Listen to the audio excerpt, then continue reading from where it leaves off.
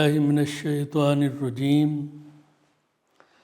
بسم الله الرحمن الرحيم. Dear friends, welcome to Idea Foundation Forum. In the earlier lectures on Quranic philosophy of unity in diversity, we introduced a table showing Allah's command in the creation of every component of the universe and the divine order set by Allah permeated throughout the creation for its continuity, regulation, and sustainability. The unified divine order has a single source of command and it is indivisible in its nature. Yet, it is dispersed in every component of the universe, manifested in different forms like the soul of the man, wahi or revelation, the divine direction to the animals and plants, and consciousness. Please have a look at the table displayed on the screen. Despite this huge dispersal of the divine order, it remains indivisible due to its internal cohesion and perfect connectivity. Rather, it is a unifying, moving spirit of the whole materiality of the created universe. Allahu nurus samawati wal ars. The plant life as part of the universe is also ruled by the divine order, which may be explained as divine direction or divine consciousness. Today, we will discuss the divine connectivity of the plants, with the perspective of the Quranic revelations and scientific discoveries. Dear friends, like absolute unity of the divine command, there is generally a unity in the materiality of all the bodies of the universe having the common basis of their atoms or particles. On the chemistry of life, science has witnessed that all organisms are made of matter comprising of a set of elements. 96% of these elements are hydrogen, oxygen, carbon, and nitrogen. And 3.7% are calcium, phosphorus, sulfur, sodium, chlorine, and magnesium. Different combinations of them, of the elements, different combinations of them form compounds like the water, which is fundamental to life. Basic constituent of an element is an atom, composed of an atomic nucleus, central part, and one or more electrons moving around the nucleus. A nucleus comprises of at least one protons and a number of neutrons. Thus, electrons, protons, and neutrons together constitute atoms, and atoms together combine to become an element. Particles are neutrons, electrons, and protons, then atom, then element. The combination of the elements form different compounds of matter, thus they become building blocks of each and everything which is created and exists on the earth and in the universe. It may be a plant, water, star, or ant. Everything is made of compounds and elements and atoms. The basis of the plant life is the photosynthesis process established by the interplay of soil elements, water, and heat of the sun. So, dear friends, like the commonality of materiality, materiality, plants and other elements of the universe are regulated by the same laws of nature. There is commonality of materiality and there is commonality of the laws of nature. This is divine direction or divine consciousness emerging from the divine order that regulates and sustains life of plants. And like other creatures, plants are also conscious of their creator and sustainer, and they ensure their complete allegiance to the divine direction. A few verses are quoted here to explain the Quranic view on this point. Ayat 59 of Surah Al-An'am says, "And with Him, with Allah, are the keys of the unseen." What is unseen? 96% of the universe. None knows them except Him. And He knows what is on the land and in the sea. Not a leaf, not a single leaf falls, but that He knows it. And no grain is there within the darkness of the earth, in the depth of the earth, and no moist or dry thing, but that it is written in a clear record with Allah. Allahu Akbar. Ayat 41 of Surah An-Nur says, "Do you not see that Allah is exalted, admired, and respected by whosoever is within the heavens and the earth, and by the birds with wings spread in flight. Each of them, everything, plants, animals, birds, and even stones, each of them has known His means of prayer and exalting Him, praising Him, and Allah is knowing of what they do." Ayat 6 of Surah Ar-Rahman says, "And the stars," think of it, "and the stars and the trees prostrate, submit to the allegiance of Allah, submit to the will of Allah." Dear friends, as we mentioned earlier, science has witnessed that all organisms have been created from the matter predominantly comprising of hydrogen, oxygen, carbon, and nitrogen. Likewise, water is made of hydrogen and oxygen with a ratio of H2O.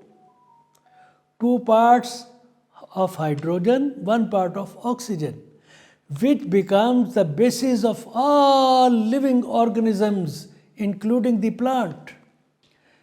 It means hydrogen and oxygen together make water, and water is the basis of many of our living things, including the plants. The plant life is established by the photosynthesis process based on interplay of soil elements, water, and heat of the sun. Thus, the plant life is integrated in the universal system of creation and command. These facts of the plant life have been discovered by science recently, while most of them have been revealed by the Qur'an about 1500 years ago. In this context, I may quote a few verses here. Ayat 60 of Surah An-Naml says, "Who created the heavens and earth?" It's a question. "Who sends down water from the sky for you, with which we cause gardens of delight to grow? You have no power to make the trees grow in them." Ayat 4 of Surah Ar-Ra'd says, "And within the land or neighboring plots," one plot here, closely located, "and gardens of grapevines and crops and palm trees, growing several from a root or otherwise, watered with one water." One water is used for irrigation of this part of land, this neighboring part of land, this neighboring part of land. But we make some of them exceed others in quality of fruit. Indeed, in that are signs for a people who reason. Ayat 10 and 11 of Surah An-Nahl. They say, "It is He who sends down rain from the sky. From it is drink, and from it is foliage, vegetation, in which you pasture animals. He causes to grow for you thereby the crops, olives, palm trees, grapevines, and from all the fruits. Indeed, in that is a sign for a people who give thought." There are several more verses of the Quran which revealed the necessity of water for plant life centuries ago. Some references are displayed on the screen. Likewise, there are several other verses of the Quran which revealed the utility of water for the life of plants and animals, both. Some references are also displayed on the screen. So, dear friends, like other phenomena of the universe, the creation and procreation of all the living organisms manifest unity of the divine order. The Quran reveals that the first male member of all living organisms was created by the Creator's direct act of creation, like Hazrat Adam. Its female was detached from it, and then its posterity started as a joint venture of the male and female partners through different forms of procreation specified by the divine order, suiting to the each organism, appropriate for each and every organisms. In this way, all the living organisms have been perpetuated by dividing their members into pairs into gender duality, which include the humans, animals, plants, and many other things known or unknown. There are several verses of the Quran that explain this wonderful arrangement of the divine order. However, in view of time constraint, I will quote only a few of them here. Ayat 1 of Surah An-Nisa says, O mankind, fear your Lord, who created you from one soul, and created from it its mate, and dispersed from both of them many men and women. Ayat 36 of Surah Yasin says, Exalted is He who created all pairs. Focus on the words. who created all pairs from what the earth grows, means plants, and from themselves, means from human beings, and from that which they do not know. Ayat 11 of Surah Ash-Shura says, He had made for you from yourselves mates, and among the cattle mates. He multiplies you thereby. It's a procreation. Some Quranic references are displayed on the screen for detailed study on the creation of plants and fruits as male and female pairs, gender duality. Likewise, some Quranic references are displayed on the screen for detailed study on the creation of life as a single soul, pairing as gender duality, and its purpose for procreation and perpetuation of posterity. The facts we just discussed regarding creation of life as a single soul, pairing as gender duality, and its purpose besides perpetuation of posterity, and above all, the divinity behind the creation and sustainability of all the organisms, including the plants, have been revealed in the Quran about 1500 years ago. While science has started appreciating these facts recently on the basis of physical data, ignoring the divinity working behind the materiality of these facts. History tells. What tells?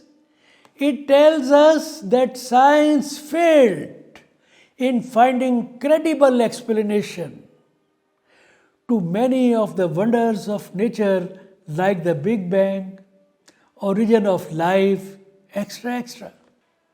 At such junctures, it preferred to depend on frivolous assumptions instead of appreciating the divinity working behind the materiality of these wonders because of inert prejudices based on its material mindset. I'm sure, listen, it's by confident understanding. I'm sure if an independent mind will analyze these facts revealed in the Quran centuries ago, when it was humanly impossible to access such credible information with the little means available then, he or she will be convinced on the divinity of the source of the information, the Quran, and the truth it contains. I'm sure. It is in fact fulfillment of Allah's promise made in Ayat 53 of Surah Fussilat, which says, We will show them our signs. We will show them to the humanity. We will show them our signs, Allah says, our signs in the horizons and within themselves until it becomes clear to them that it is the truth. The Quran is the truth. So, dear friends, now let us see how science has started appreciating these facts after its recent discoveries in the area of plant life. It was in 1933. On the historic scale, it is matter of yesterday. It was in 1933 when the British physicist Paul Dirac firstly discovered that matter was created in pairs. He found that antimatter bears opposite characteristics to matter. He discovered that contrary to matter, antimatter's electrons are positive and protons are negative. It is the reverse. Botanists discovered that there is a gender distinction, male and female, in plants only about 100 years ago. Look their short-sightedness with comparison to the Quran. Like most of the animals, male parts of the plants produce sperm or pollen, and female parts produce eggs. In the botanic world, in the world of plants, there are two types of plants. In dioecious type, male and female plants have distinctly separate entities, separate plants. One plant containing male organ, the other female organ. While in monoecious type, the plants have both male and female structures. In one plant, there are both structures. In the monoecious type of plants, there are two categories of flower plants. Bisexual flower plants and unisexual flower plants. Two types. Second is unisexual flower plants. In the bisexual flower plants, both male and female structures exist in a single bisexual flower. There is only one flower. Both the structures are available within that flower. In the bisexual flowers like roses, lilies, and tulips, female pistil, female organ, reproductive organ, is surrounded by the male stamens. Male organ of reproduction. In unisexual flower plants, some flowers are male and some are female. There is one single plant, but there are 2, 3, 4, 5, 6 plants. Some of them are having male organs, the other female organs. In cases of dioecious plants and unisexual flower plants, pollen or sperm born in male cones interacts with the female cones or eggs by virtue of wind. Wind carries the male sperm closer to the egg of the female. That causes pollination process. These facts witness truth of the Quran we discussed earlier. So dear friends, the research carried out in the plant kingdom by Professor Stefano Mancuso at International Laboratory of Plant Neurobiology in Florence, Italy, since 2005 set new trend of combining botany, physiology, ecology, and molecular biology. He viewed, focus the words, the finding of that gentleman. He viewed, if you define intelligence as the capacity to solve problems or criteria to solve problems, plants have a lot to teach us. It means they have more intelligence than us. With this, plant consciousness has become a subject of much heated scientific debate, very popular debate. This research considers that plants are much more social, sensitive, and communicative than animals. Just imagine. They have ability to detect, to find electromagnetic fields generated by other forms of life. So, in short, it believes existence of some bigger force working behind the materiality of the plant life. Had the proponents of this viewpoint believed in the existence of the great creator and the divine order, sustaining each and every particle of the universe, they would have conveniently recognized the unified divinity that inspires and empowers the plant life so well. This situation moves me to quote two verses of the Qur'an here. Ayat 41 of Surah An-Nur says, "Do you not see that Allah is exalted by whoever is within the heavens and the earth, and by the birds with wings spread in flight?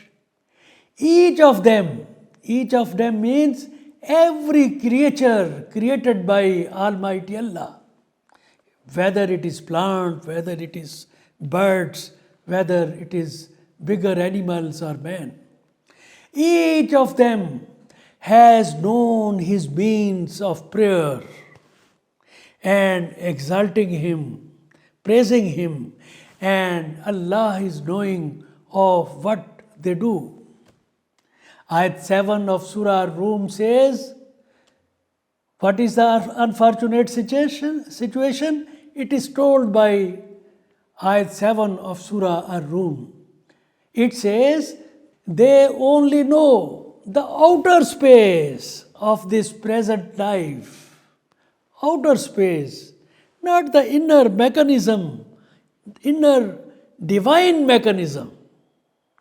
They only know the outer surface of this present life and are heedless of the life to come. So, dear friends, with this we conclude our discussion here. These programs are recorded both in Urdu and English. Their videos can be watched on ideafoundation.com.pk website or its YouTube web channel and Facebook. Their written versions are also available on Idea Foundation's website. Please note code number of this program, Idea 2 R17 or lecture number 183. All friends are requested to subscribe the Foundation's YouTube web channel for the benefit of this noble cause. Thank you friends for participation. Allah Hafiz.